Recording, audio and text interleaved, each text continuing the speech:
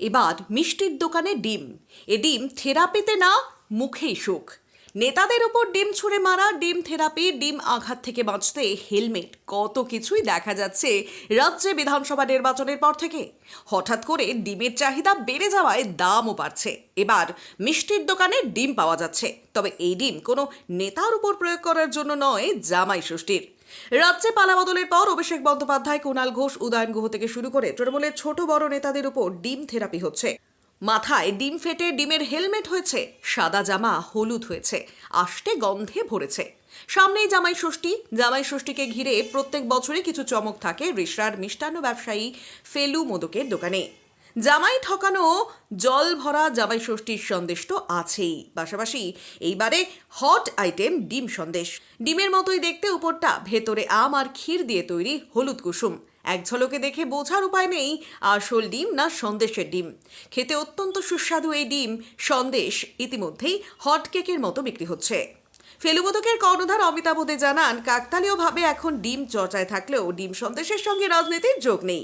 কাউকে ছুঁড়ে মারার জন্য এই ডিম অবশ্য কেউ নষ্ট করতে চাইবেন না। জামাই ষষ্ঠী বাংলা বা বাঙালির কাছে খুব পুরনো একটা বলবো আনন্দের বিষয়, মানে বিশেষ করে যারা জামাই। আর এই জামাই ষষ্ঠী আজকে নয়, বহু ইতিহাস আছে। আমাদের হুগলি জেলাতে এই জলভরা সন্দেশের আবিষ্কার কিন্তু এই জামাই ষষ্ঠীকে উপলক্ষ করেই তৈরি হয়েছিল, জামাইকে কিভাবে ঠকানো যায়। তো আদতে ঠকানো নয়, আদতে হচ্ছে আনন্দ করা। তো এইবার বর্তমানে পরিবর্তনের সাথে সাথে আমাদের কাছে এই জামাই ষষ্ঠীটা একটা আলাদা একটা অনুষ্ঠান হয়ে উঠেছে।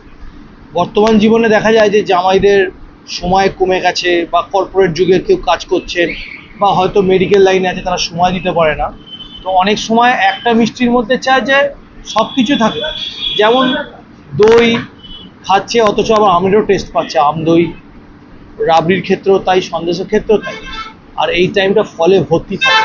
আমাদের বাংলায় জামাই ষষ্ঠী অনুষ্ঠানটা যেমন গরম তেমনি ফলে ভর্তি, লিচু, আম, অনেক রকম ফলে ভর্তি থাকে।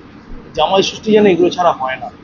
আর একটা সব থেকে মজাদার জিনিস হচ্ছে, জামাই ষষ্ঠীতে প্রত্যেক বছর নতুন নতুন কিছু না কিছু মিষ্টির একটা সম্মান নিয়ে আসতে হয়। এবছর ওয়ার্ল্ড কাপ চলছে, শুধু এই নয় যে ব্রাজিল আর্জেন্টিনা, আপনি দেখবেন আমাদের কাছে ইস্টবেঙ্গল, মোহনবাগান এইসব সন্দেশও রয়েছে। অনেক সময় জামাই যদি ইস্টবেঙ্গল পছন্দ হয়, তাকে ইস্টবেঙ্গলের সন্দেশ, বা মোহনবাগান পছন্দ হলে মোহনবাগান। আবার এটা অনেক ক্ষেত্রে উল্টোও হয়, হয়তো শ্বশুরবাড়ি দেখা যায় ইস্টবেঙ্গলের, জামাই হয়তো মোহনবাগানের, ইচ্ছা করে তাকে ইস্টবেঙ্গলের মিষ্টিও দেওয়া হয়।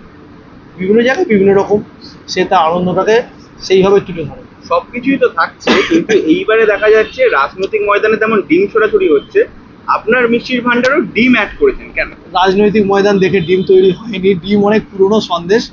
আর ডিম সন্দেশটা আমাদের সাবেকি আমলে আবার খাবো টাইপের। ভেতরে একটা হলুদ রঙের একটা ক্ষীরের স্টাফিং থাকে, বাইরে একটা সাদা সন্দেশ। তো একটু ডিম শেপের মধ্যে করে দেওয়া হয়েছে। আমরা কোনো রাজনৈতিক পরিস্থিতির কথা ভেবে করিনি, নিছকে এটা মানুষের জামাই ষষ্ঠীতে জামাই ঠকানোর কথাটাকে মাথায় রেখেই করেছি। শ্বশুর জামাই কি এবার ডিম ছোড়াছুড়ি হবে?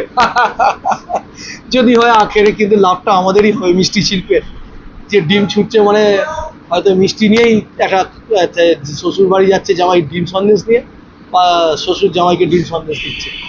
দেখা যাক, কোথাও থেকে এটা শুরু তো করা হয়েছে, এটা কোথায় গিয়ে মানুষ নেয় আপন করে, সেখানেই হবে আমাদের পরিপূর্ণতা। এতদিন পর আবার হঠাৎ ডিম সন্দেশের উদ্যোগ হলো। ডিম সন্দেশের উদ্ভব অনেক সত্যি তাই, অনেক পুরনোভাবে হয়েছে। বাট ওটা ওই নিছকই আমার খাবো সন্দেশকে, বা ভেতরেতে আমের পুরকে স্টাফিং করে করা হয়েছে সেইটাকে, অন্য কিছুভাবে নয়, অন্য কিছুভাবে নেবেন না আপনারা।